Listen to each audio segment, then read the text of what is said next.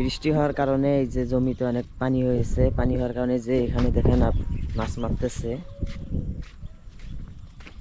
মোটামুটি মাছ সাইজে অনেকটাই বড়, নতুন পানি। আপনারা এই যে মাছ এখানে আছে, এই যে মোটামুটি মাছের সাইজ ভালোই আছে, বড় ডারকা মোয়া মাছ আছে। আপনারা দেখতে পাচ্ছেন যে পানি অনেক গুণই বেশি, আর পানির স্রোত মোটামুটি ভালোই চলতেছে।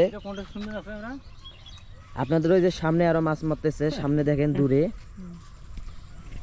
এটা ছিল আমাদের পবিত্র জাত তেলিপাড়া, আমাদের গ্রামের নাম।